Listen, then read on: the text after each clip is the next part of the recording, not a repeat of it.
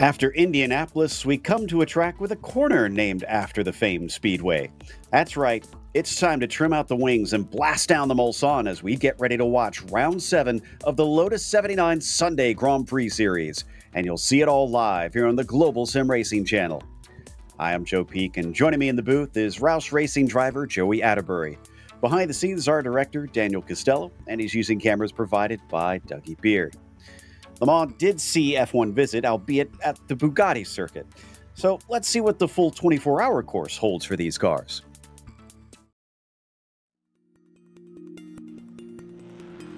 Welcome to Le Mans. When you talk about legendary circuits, this is a place that stands among the most famous in the world. Part permanent road course, part temporary street circuit, it traipses through the countryside just south of the city where it gets its namesake. Its size matches its reputation as well, clocking it at 8.5 miles, which equates to roughly 13.5 kilometers. However, when you take into account that it's split by only 33 turns, the frighteningly fast nature of this circuit becomes clear. Most of the corners have been added over the century of history it's experienced, but many have become renowned and respected. The two turns at the opposite ends of the massively long Mulsanne straight play equally important roles. Tertre Rouge requires a great exit in order to not lose massive amounts of time, while Mulsanne corner takes bravery and precision in order to brake as late as possible and keep opponents from passing you on the way in. There's also hair-raising moments like the tricky entry to Indianapolis, or the close walls along the bridge section in the Porsche curves. To win here, drivers will need a very low downforce setup, a good sense of strategy, and heaps of bravery. The 24 Hours of Le Mans is the crown jewel of endurance racing, which many drivers dream of someday winning and many fans flock to witness in person. Once you've driven the track here on iRacing, it's easy to see why.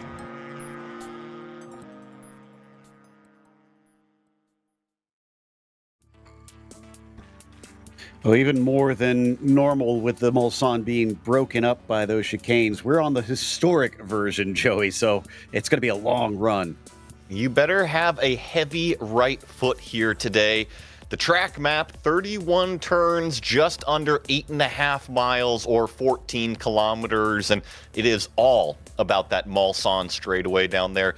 Take out all the wing you can. Take it off if you can find out how to do that here in iRacing, if Barney will let you do that. It's all going to be the draft game. However, if you can separate yourself from the other packs of cars by, call it 1.5 seconds, you can officially break that toe, and then you're kind of out on your own out there and might be able to run away. Now, the back half of this race course, a little bit different than just that giant long straightaway.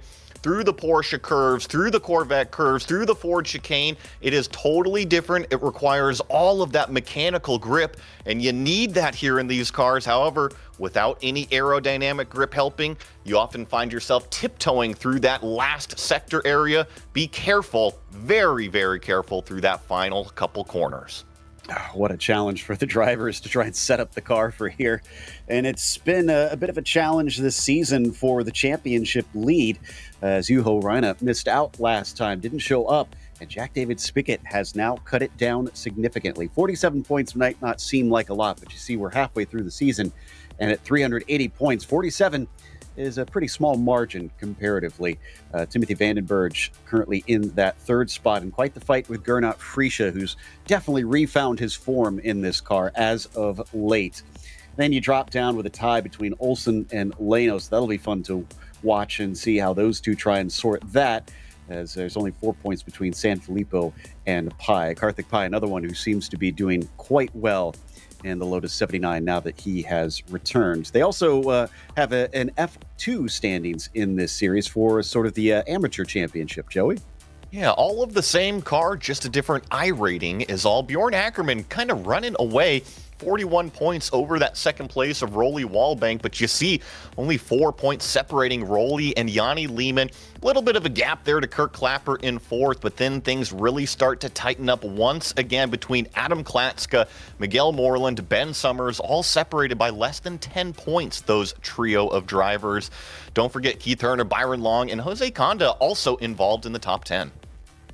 And they run a teams championship. Now, what's interesting is you mentioned Lehman up there in the F2. Well, his cohort leading, or not leading, but up at the top of the F1, JDS. Those two have kind of teamed up and are currently up at the front of the team's points, with Lotus chasing behind them. Rinne being one of the contributing factors there. Alfa Romeo sitting in third, with San Remo just ahead of Ligier there for your top five in the points. That one is a source of quite a bit of pride in this series, so expect drivers to be fighting hard to come away with it. But Joey, why don't you run us down our race details before we get to qualifying?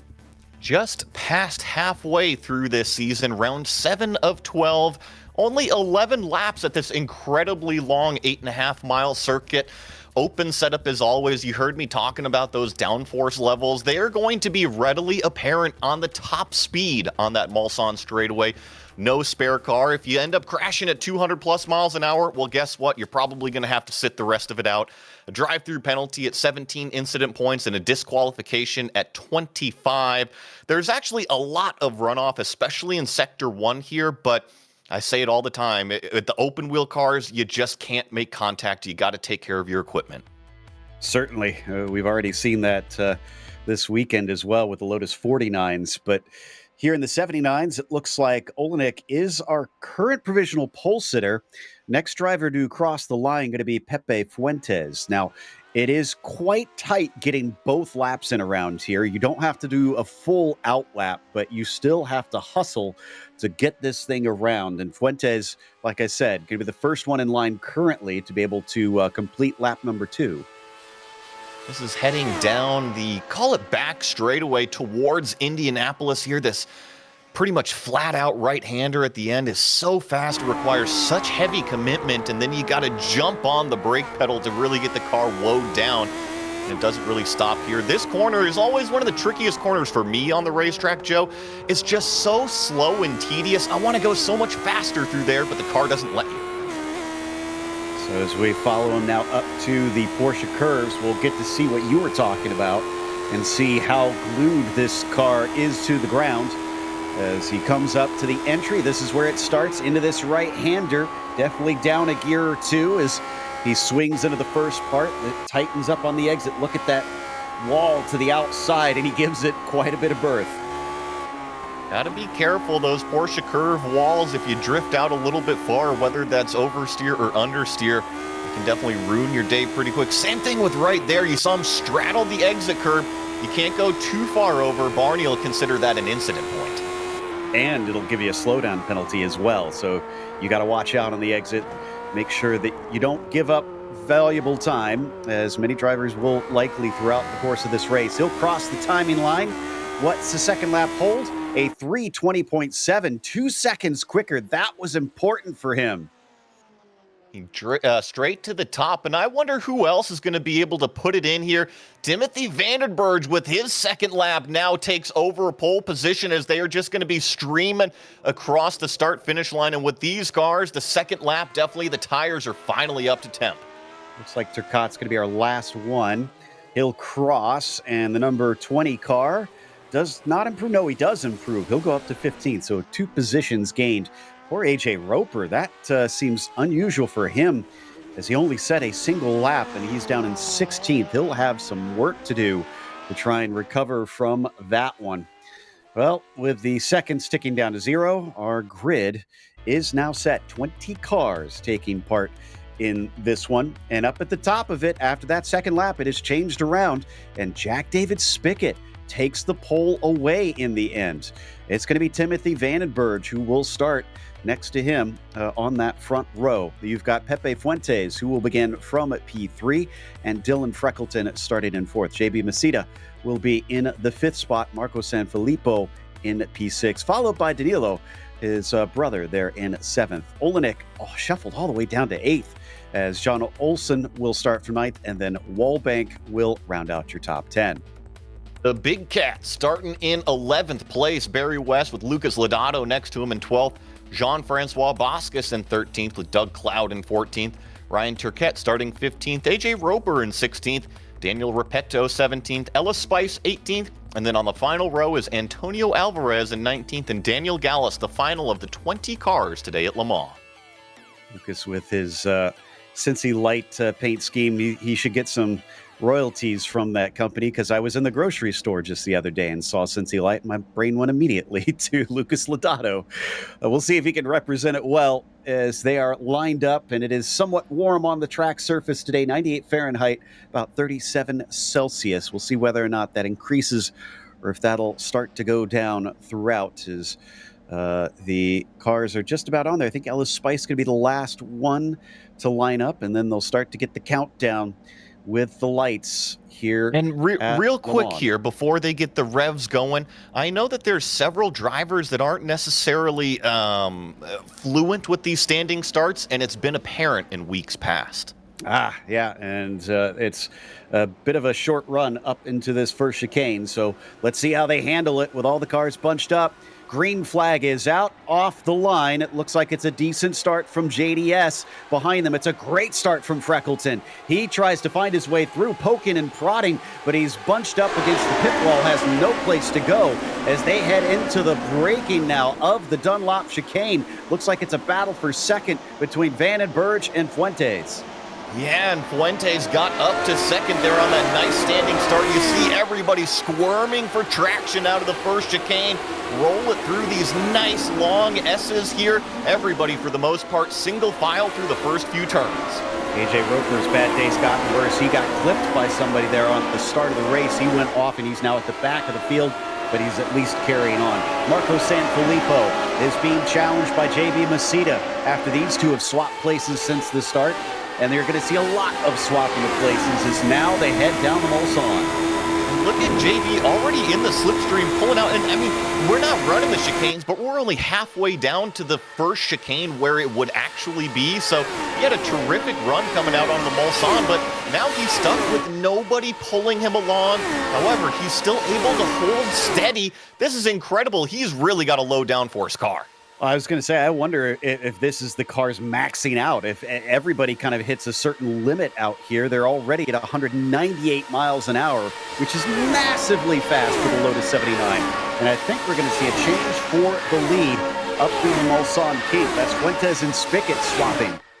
You are 100% right. I see about 196 miles an hour in terms of top speed when the cars are running by themselves. So you get a lot of this drag racing, the freeway drag racing between the tractor trailers as they go down towards the Mulsanne corner. You got to really jump on the brakes. And after you've been standing on that gas for so long, it's easy to miss that braking point. Oh, and in the back, we didn't see it, but Wallbank had a big hit with somebody there.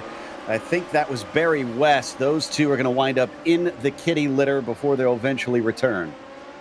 Yeah, and you were right. Just a big, huge lock up there. They're both going down the back straightaway now, but not the way you want to start this one off, as Fuentes still chasing JDS out front. So the number 7, your current leader, Fuentes, in behind. Vandenberg sits third with Freckleton and Masita in behind them.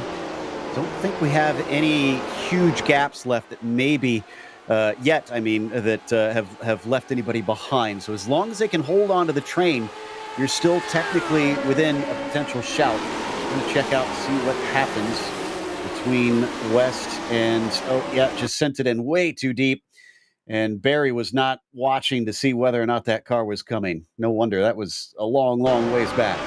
Yeah, I don't blame him. I think that Barry was doing the right thing, and it was just a mistake from Rowley. I know that he would take it back if he could. So hopefully not too much damage on those cars, and they can kind of keep on playing with everybody out on the playground as we check back in. Dylan Freckleton is currently in the 4th place position. He's the silver car with the purple highlights as we now click back to another little 4-pack battle. This is going on for what is kind of 14th, 15th, 16th back here. All this spice up to that 16th spot, a gain of 2 from the beginning of the race, and he's going to go for another. Oh, and unfortunately we got another little clatter between cars as he both runs into Gallus, and then unfortunately it looks like somebody got into the side of him. That was Daniel Repetto with nowhere to go, as well as Lucas Lodato continues his charge up. He's already gained 3 positions, I think make it 4 now over Doug Cloud that he just went by too deep into the first chicane. He's going to have to give up a lot of that time back, lose track position right here. So easy to outbrake yourself without the downforce on these cars that many of these drivers are likely used to up to this point. So the Frenchman is going to try and see if he can now size up Dylan Freckleton once again. He's about, both of them are where they started actually, in 4th and 5th position, but Vandenberg should give a nice tow here. Let's just watch this top speed here. Freckleton just right tucked in line. They're all doing identical speeds. So Freckleton's at 201, Masita right behind 201. The car that they're chasing, Vandenberg, only at 196, 197 miles an hour. So we're looking at about a 4-mile-an-hour difference. You can see it right here. Freckleton's going to go out alongside him. Can he actually make the pass with the momentum? Yes, he is clear of Vandenberg. He can go back in front if he wants to. Indeed, he got up to 204 as he stayed behind him. So you definitely pick up more and more the closer you get. You almost need that momentum to complete the pass, it looks like. He hasn't pulled over in front of him, interestingly, to try and cover him off. So will Vandenberg fight back and see if he can retake it as they slow it up into the Mulsanne hairpin? No, he's going to sit in behind him. It might just be thinking that Dylan is a little bit faster, so kind of attach the ski rope to the back. See how far you can get up there. Is Marco and Danilo are currently battling with that blue car, that blue number 4. So that's John Olsen. And remember, Marco actually had a pretty good run. Yeah, I was watching him on the start. He had a terrific launch, but he wasn't able to capitalize on too many positions directly in front of him. And now John Olsen is the one that's really capitalized on it all. I think this is where we can finally say there's a big enough gap to break the train. As he looks down to the inside, Olsen's going to leave him a little space down at Indianapolis.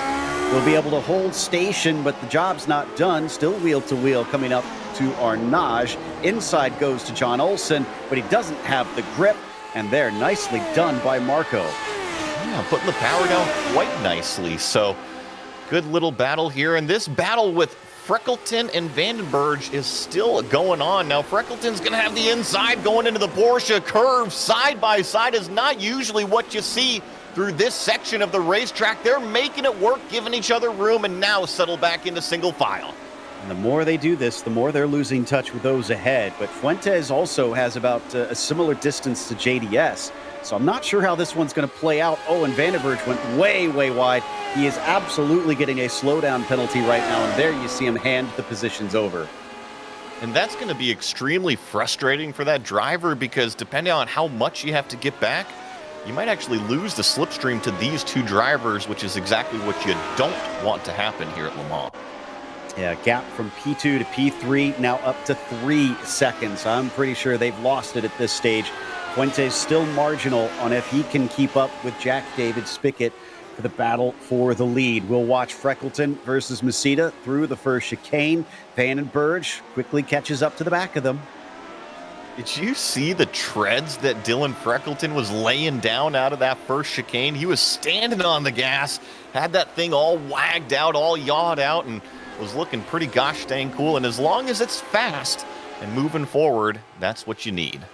Yeah, I don't think this is going to be a track that's as hard on the tires, so they could probably bear a little bit of rubber to give away on this one. So there's JDS, his speed about 190 right now. Fuentes also at 190, and it doesn't look like he's gaining. No, he is definitely not. So Fuentes has lost the slipstream. This is perfect for JDS. I was also noticing in qualifying, JDS had put in the chat that he made a mistake in the last chicane on his qualifying lap and still claimed pole position. He's still pulling it out 2 seconds over Pepe Fuentes right now. So, oh man, the rest of the field might be in a little bit of trouble right now. And let's not forget that Juho Reina, who is not here today, is going to get another 0. Now, drop weeks will help him in the championship, but this could see JDS move to the top of the points, while Freckleton and JB is going to tussle once again for that 3rd position. Here comes Timothy in behind them, but he's not close enough as it's a game of chicken down into the hairpin. I think that one is going to go to Masita. Yeah, great job to be able to put his right foot down and launch off of that Mulsanne corner here. The only caveat is that there's 2 small kind of kinks to the right here on this back straightaway, so that's going to give the shorter distance back to Dylan Freckleton. I've noticed they're running at identical downforce levels, so the top speed, the exact same between these cars. It's just up to the shorter distance. That's why Freckleton got that pass back. Great gains under braking for Timothy there, nearly touching the back of JB coming into Indianapolis. Now they are all line astern. In fact, once again, seems like the braking of that number 10 quite a bit better than that black number 2 machine. This is Rolly Wallbank and Barry West. I'm not sure how much these two appreciate each other being next to each other on the racetrack, because remember, these 2 cars had that incident into Mulsanne corner on lap number 1. And there's going to be a little bit of a switch around. A nice how do you do sneaking underneath as Wallbank will take that 19th position back off the corner. Barry West very slow, unfortunately, for Arnage, and starts to lose touch with Wallbank. You know, I know it's not a Sherwin-Williams paint, but Rolly Wallbank's blue paint sure looks like a Sherwin-Williams car. Yeah, I'll have to check and see, because I think that may be John Olsen's car as well. Yeah.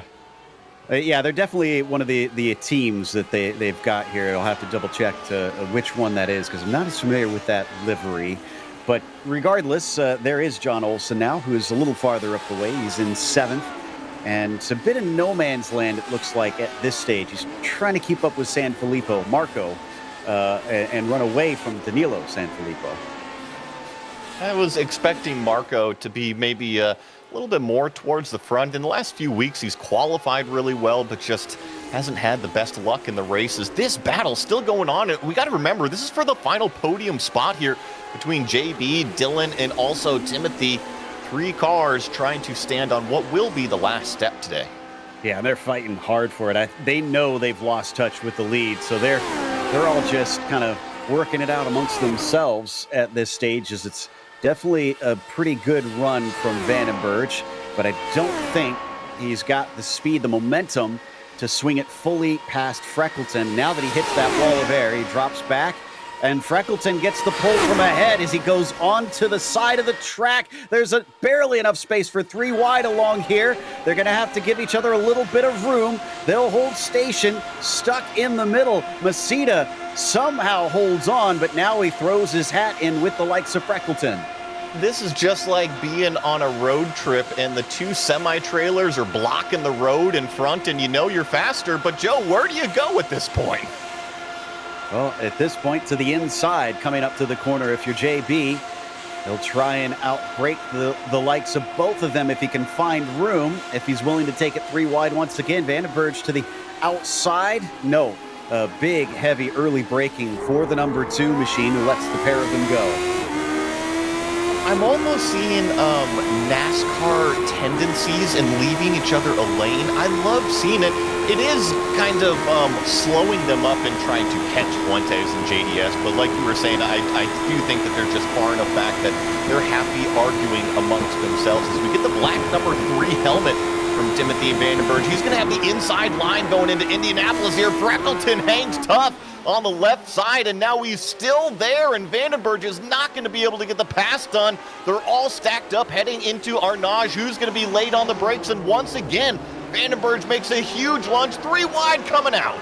Oh, this is fantastic stuff between them. Timothy's definitely trying to do it for Dale today, and he's just about getting it done. He's up ahead, but only by inches at this stage. Freckleton's going to have the inside going into the Porsche curves, and that was a lift. That was definitely a lift from Timothy that time. Yeah, but did you see him second guess it? He got back into the gas because JB totally took advantage of that lift. I don't think that Vandenberg wanted to get both positions up. He was just trying to get back into line, and now he's going to have a great run coming through this left-hander if JB can keep it on the racetrack, but they all get a little bit stacked up, don't they? Yeah, and the more they do this, the more they're going to allow Sanfilippo and Olsen to start to catch up to them. So they're going to be a little careful here. They could have another friend. In fact, yeah, that's Marco right there that we're starting to see in the shots. It already happened. Marco only 3/4 of a second back, and in fact, John Olsen only 1.0 seconds back. So I have a feeling that black and rouge car, as well as Mr. Sherwin-Williams back there, are going to be joining the party. Yeah, getting in the feel of the French circuit there with the rouge, as that was a little deep from Freckleton. Surely that's got to be a slowdown penalty, and indeed it is. I think the one saving grace that Dylan has, oh, it looks like he actually already gave it up. Oh, Timothy way down the inside. Can he hang on to it? A big-time slide. Still side by side with Freckleton. Now he finally gives up the place. I did not see that aggressive move coming, especially in that area of the racetrack. And my goodness, he was wheel to wheel with the car yawed out on the inside. That was a send and a half from Tim. Now he's going to have it paid right back to him, though, because here they come. They got the toe, Freckleton, then Sanfilippo. I think that Vandenberg needs to be smart right here. Make Freckleton tuck back in line because they need to do the peloton to catch back up to JB. They're 1 second back. Looks like they're finally within that slipstream again. He's got the idea now, but it might be too little too late. And they're pulling along Marco behind them. But just wasn't far enough back to use that to try and peloton back around, as you put it. He's hit that wall of air and he slows down. They are running up on Masita. So Freckleton's getting the toe. And now as they get close to the braking zone, Freckleton pops out to the left-hand side. He's got the speed. He could get this one done. He's fully passed. He's going to bring along maybe Timothy, who outbrakes him. A little too much, almost makes contact with the back of Freckleton. How did all three of those cars not make contact? Look at the run that Marco gets coming out of that Mulsanne corner. So move him up one position. But it's once again the drafting game of Freckleton versus Masita up front here in this battle. Freckleton has the inside line going into Indianapolis. Remember, the shortest distance around usually wins here. However, the outside line, if you keep your foot in it, it can set you up nicely for the break zone coming up here in this left-hander. JB stays in it, and it's still arguing between the two. Now coming up to the very, very slow turn 18 Arnage. From somewhere across the pool, they could hear the echoes of Polo, and now Marco is indeed there. Is he going to be able to try and get involved in that battle with them still going side by side? Especially also John Olsen starting to catch up in that blue machine. Who's willing to give way in this game of chicken? Freckleton's got the inside once again. JB doesn't lift like we saw Timothy do, and he's actually going to get his wheels into the grass and dirt. How are they still side by side? Freckleton realized how far out he ran. He had to lift. Now JB is going to have the clean air out in front. Vandenberg has been one of the more aggressive ones. You see him poke the nose way down in there. And folks, we're only about halfway through working lap number 5 right now here at Le Mans. And I can officially tell you that John Olsen's joined the party. Lucas Lodato only about 1.5 seconds. Oh my goodness! Vandenberg gets into the back of Freckleton. Hopefully not too much damage. And now Freckleton misses the final chicane as well. That is going to be painful for him. Freckleton has a slowdown penalty. Expect him to have to give this back here. It's still, no, it looks like he's given it up the time. So he is good at this stage. By the way, got some info from Mick Claridge that Olsen's paint is from Le Coq Sportif. I'm not making that up. It's a sportswear retailer that was big in the UK, I'm being told. Oh, well, that would make sense, the F1 tie to it, right? And the vintage livery as we come up. This is Doug Cloud. We haven't mentioned this name too much today. So Doug Cloud is currently in 12th place. He's the car right there in the middle. Jean-Francois Boscus is that red car leading this group. And then Antonio Alvarez is that yellow, white, and black car, the third car, the caboose and the train as we head out onto the Mulsanne once again. Let's see who's got the top speed. Both of them are going to get a pull from Boscus in front of them. So will Alvarez try and pop out, or is he going to stay in line and kind of use this toe so that both of them can get by? As now they begin to weave the tail of the dragon, looking to snap off the hangers on.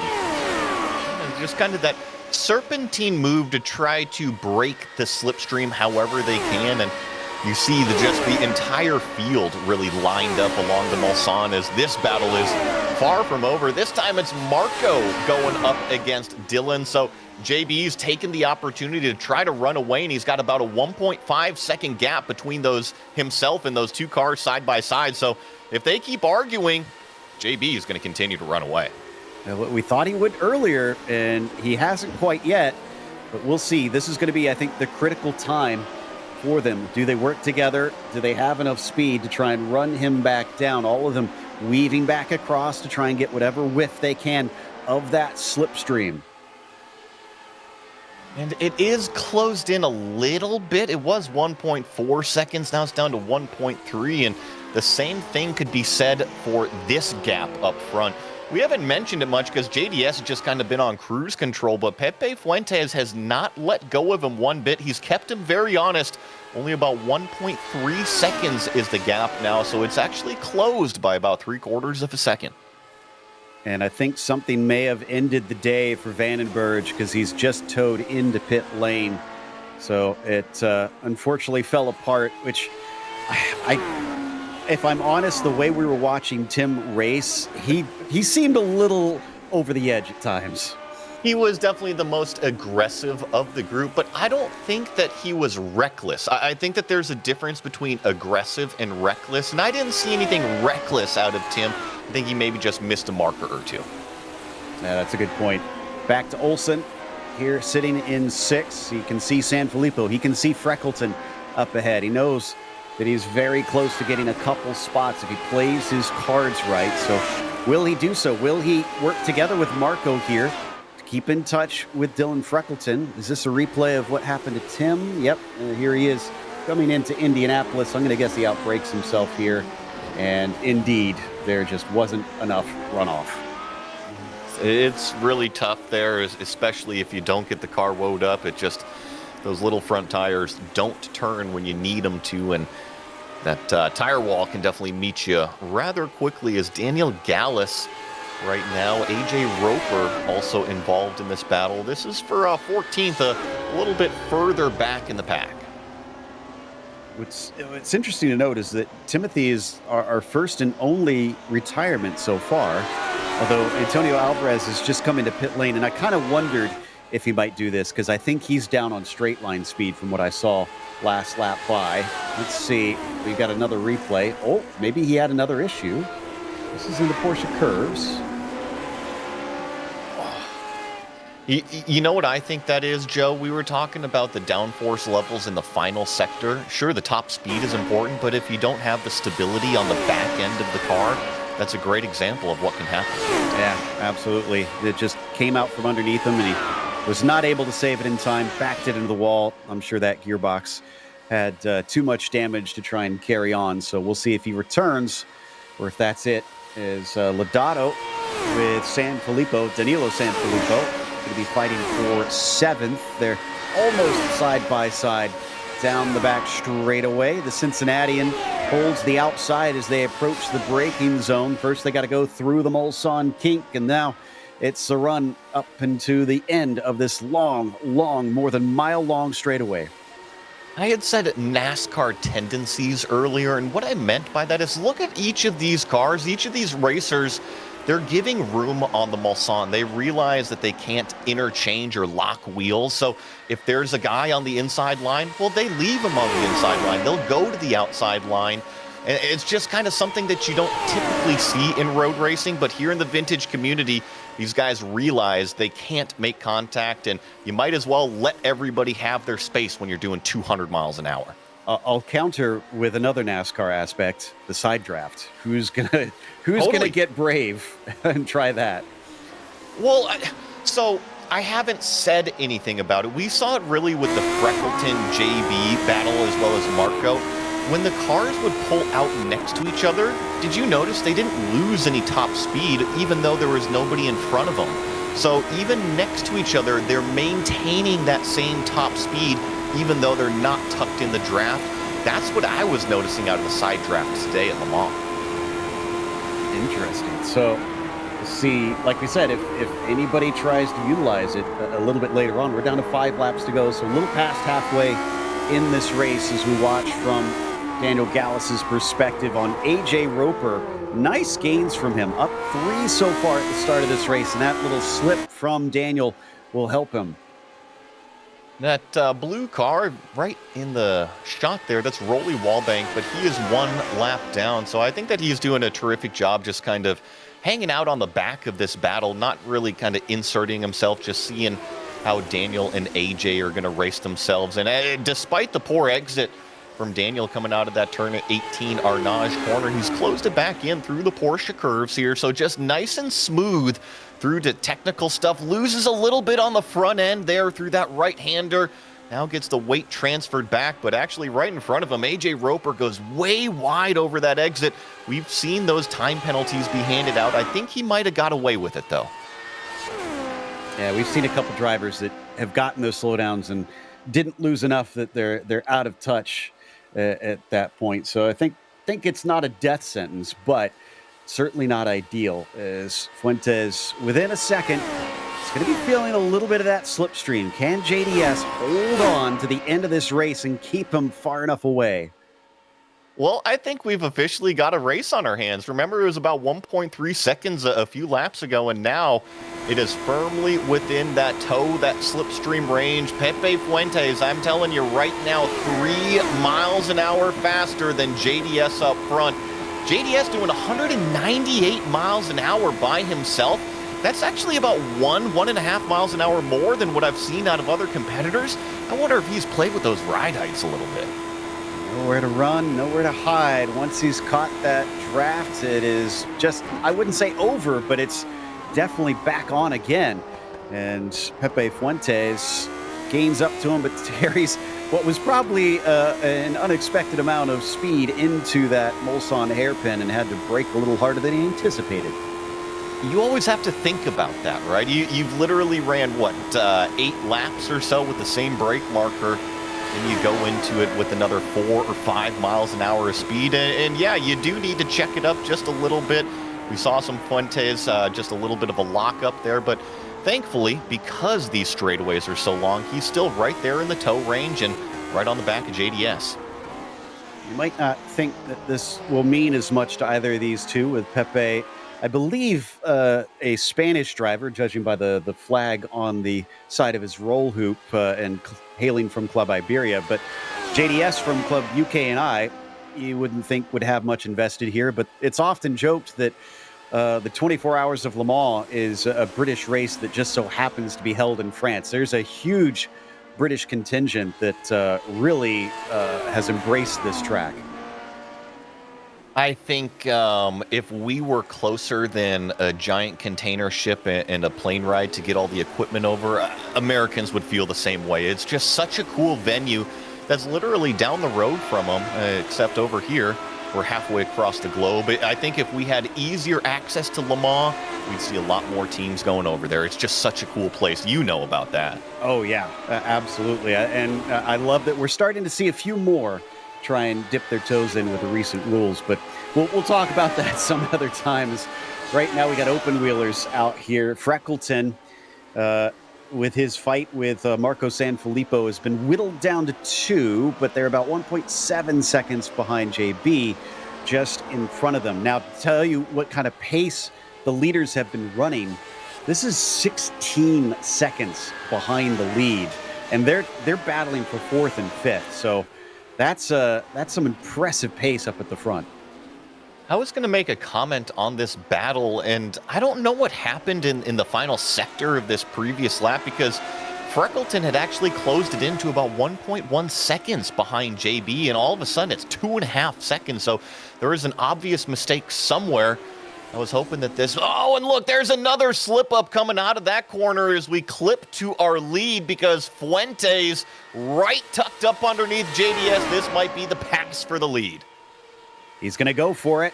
Not going to wait until the last lap, or at least get some experience, I suppose, trying to make that overtake. And immediately JDS jumps in behind him. And will JDS play the same game and try to repass him this lap or the next? Or is he going to wait until the final lap? Look at what he's doing. He's waiting. He's a mile an hour slower. He's just timing this slipstream. And I wonder if he even wants to make a move going into Arnage. It looks like he is. So there he is, just doing the over-under. Now he's going to put himself on the inside. Once again, another lift. He's going to follow Fuentes into this corner. I think JDS is going to plan his overtake going into Indianapolis. This is a very smart racing driver who knows what type of car and what type of racing there is on the table. Absolutely. But then you have to wonder, is Fuentes regretting making that move at this stage? Or will he potentially, just give a little lift at some point and let him on back by? Here we go. Here's a nice run from Jack. Jack's going to poke his nose out, so he is going to try and make the move here and see if he can take that lead back, and Pepe lets him have it. I am really, really curious if Jack has played with the ride heights at all. I do feel like he's got about 1 mile an hour faster than the rest of the competitors as we watch Lucas as well as John Olsen. And actually, that white and red car of Lucas Lodato has just passed John Olsen, so moved John back into 7th place. But a terrific run for Lucas so far. Our biggest mover up 6 positions, and he's got 2 more on the plate right in front of him.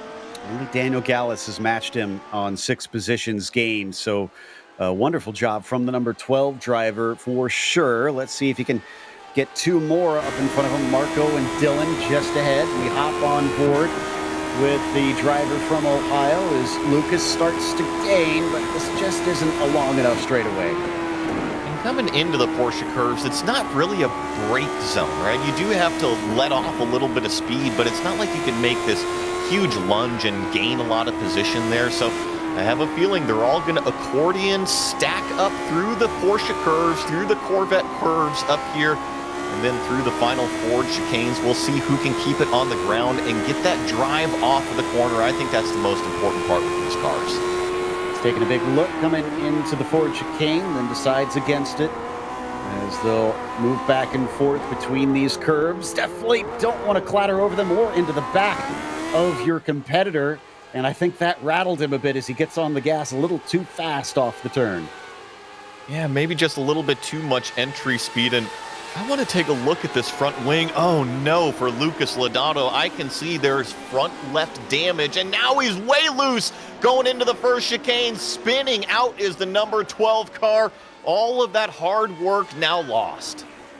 Yeah, he's going to lose touch with him as he has to turn it completely around. That actually promotes Olenek up to 7th. We haven't really paid much attention to that number 8 machine. He's doing a good job in this race himself. And there you can see Lodato coming around to Tertre Rouge to head on to the Mulsanne. 2 laps to go, and I think we're going to see another change for the lead as Pepe once again is going to try and go past Jack David Spickett. So you had asked when they were battling before our leaders, is it smart for Pepe to make the move so early? Is he going to regret that decision? I say no, because we still have, call it a lap and a half here, and that includes what, nearly a dozen brake zones, a dozen passing zones between those 2 laps. So I think it was actually smart for him to do that to see how Jack would react to that move. And now he's starting to kind of formulate a little bit of a game plan. Well, Jack definitely lifted on that one. He pulled in behind and allowed him to have it as they both get the tails out coming off of Mulsanne hairpin. And Jack actually does a better job. He didn't even need the slipstream. He out-drags him.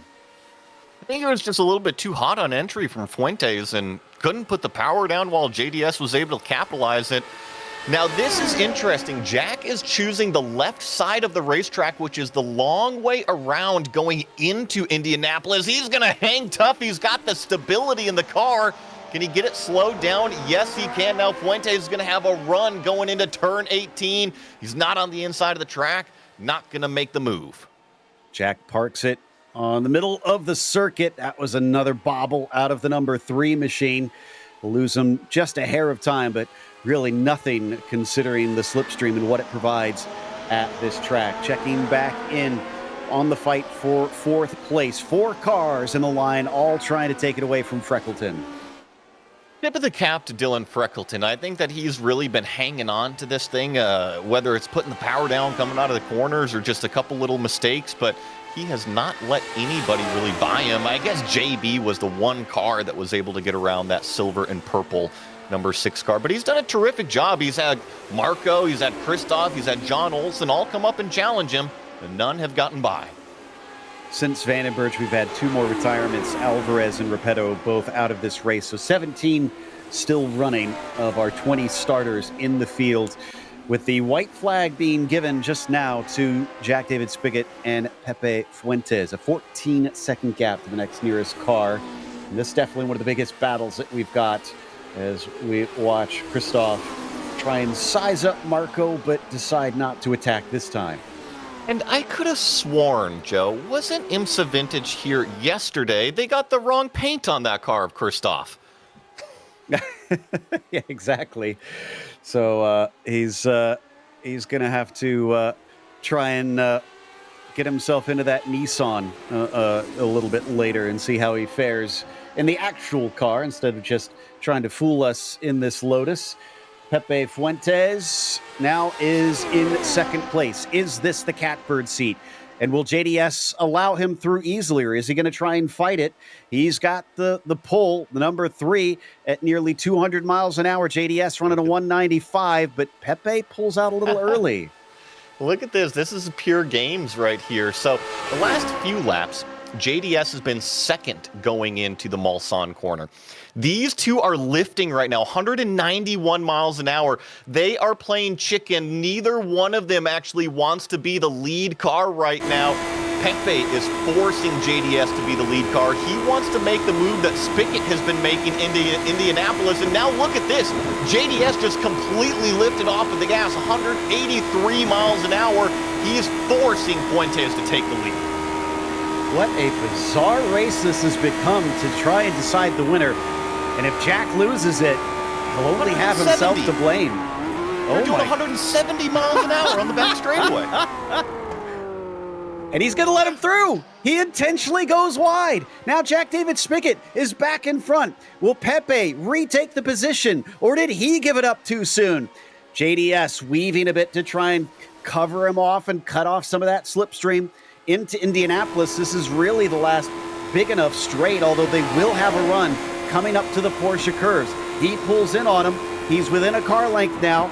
And once again, Jack will hold the left side until they get to the apex of Indianapolis. Oh, this may have been Pepe outthinking himself. Oh, and I was counting on a move right here into 18. There's some contact, and around goes Pepe Fuentes. That's going to give the win to Jack David Spickett. He kept his foot in it, and he's got a big enough gap. He'll be able to hold second place, but that's where I thought the move was coming. He's been so strong out of Indianapolis, but JDS was just a little bit too far out in front.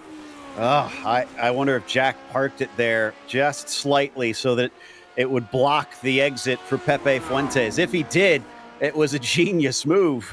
Jack David Spickett, according to my stat sheet, and I'm not sure if this is out of date, but it says he only has a single win so far in the Sunday Grand Prix series. I know this is a bit of an oddball track, but a win is a win as he comes up into the Ford chicane for the last time. Jack David Spickett is going to take victory here in France in the Lotus 79s. Well earned for that driver from pole position. Was able to scoot away from this driver right here, Pepe Fuentes, but he came back to give it a run at the end. A great duel between those two. JB claiming a podium, and he had a fight for that one. Nicely done by the number 2. Freckleton holds them off in the end. What a defense from the number 6 car. It's for 4th place, but that's still valuable points.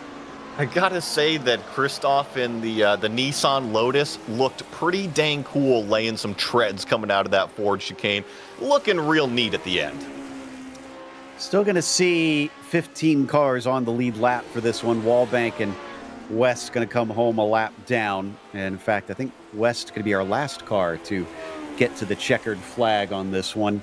AJ Roper, how many did he gain in the end? About 3. It looks like, and because of the spin from Lodato, Daniel Gallus behind him is going to be our hardest charger, up by 6. As we watch AJ Roper finish this race here, I couldn't believe those games that we were seeing on the Mulsanne straightaway. Joe, 170 miles an hour from our leaders when they're regularly doing 198. All right, so as the last of them wrap up, at least on the lead lap. Ellis Spice, I think, is just getting into the Porsche curves here. I think it's pretty safe that we can go over the unofficial results at this stage. And Jack David Spickett going to get himself a nice victory today over Pepe Fuentes, who tried to be more clever one over the other, but it went the way of Jack as JB Masita was 3rd. After that, it was Dylan Freckleton, P4, and Christoph Olenek in the 5th position. Marco Sanfilippo finished P6, John Olsen behind him in 7th, and Danilo Sanfilippo was P8. Lucas Lodato, with a little bit of a spin, could have had more as he gained a lot of spots, but he still was up by 3 in 9th, and Jean-Francois Boscus was 10th. In 11th across the page is Doug Cloud, and really all of these drivers had a terrific run today. Ryan Turquette finishing 12th, AJ Roper in 13th. Daniel Gallus, I believe, is going to be our biggest mover, up 6 positions from where he qualified to finish in the 14th spot there. Then comes Ellis Spice in 15th.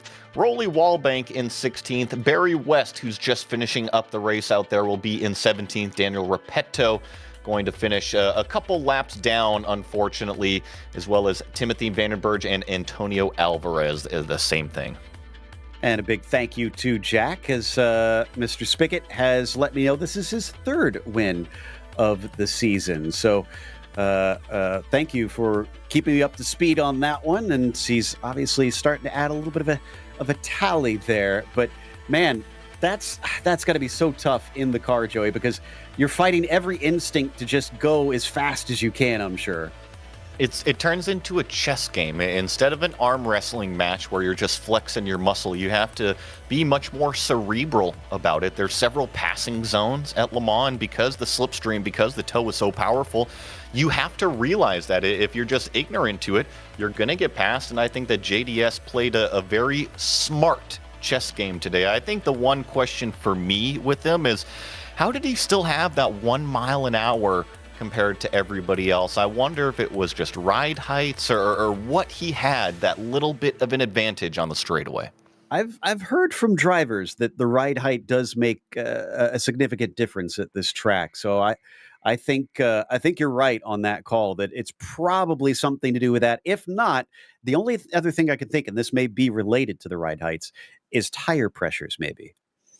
Which could reflect that, right? Because if you're running a lower tire pressure, it theoretically will bring the whole chassis closer to the ground. So there's quite a few things that you can play with. And then also just binding up the suspension in certain areas, it can kind of bring the car down a little bit. And then what happens when you bring the front down versus the rear down? When I think of top speed, the lower you can get the rear of the car, the faster you're going to go. The lower you get the front of the car, the more grip you can get on that front wing, because you're really making that front, call it splitter, effective. But the lower you can get the rear of the car, that rear wing starts to get tucked and tucked and tucked more out of the air. That's what allows you to go faster.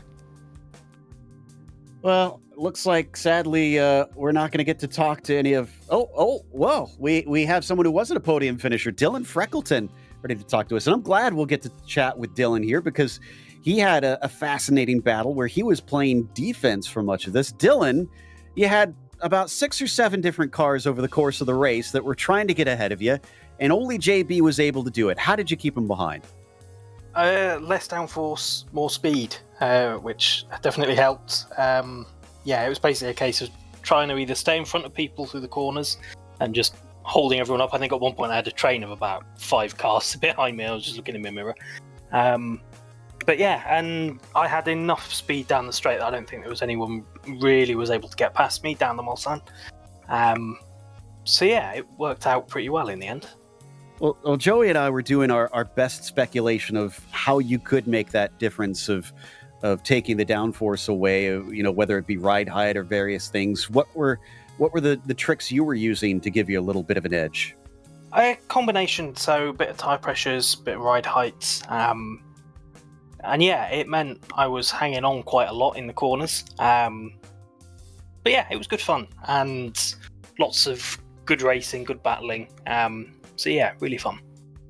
Thankfully, back to kind of a more traditional track next time out. How do you feel about Jerez? Do you feel like that could give you a good opportunity to get another top 5? I hope so. I think Jerez is one where I've done well in the past. I think I've been on the podium there before in this series, and I enjoy it. It's a good fun track. Looking forward to that. Well, best of luck when we head off to Spain. And again, congratulations on a 4th place today. Thank you very much. That's Dylan Freckleton in the number 6, taking a P4. Which looks like it will now actually finish us out. So a big thank you to the Lotus 79 community for bringing us back for another season of coverage, as well as thanks to the team today, Joey, Daniel, Christian, and Dougie. Make sure to check out our social media, our website, and our merchandise store. And don't forget to subscribe to our YouTube channel so you don't miss a moment. Next race, as we mentioned, Jerez or Jerez, or whichever way you want to pronounce it, will be Sunday, August 3rd at August 4th, I believe, on 12:30 p.m. Eastern. And be sure to check out our other broadcasts listed here, because up next today, the MX5 World Sim Series returns at Knock Hill and Summit Point, 2 tiny little tracks at 3:50 p.m. Eastern. Until next time, though, race clean, race hard, and we'll see you on the track.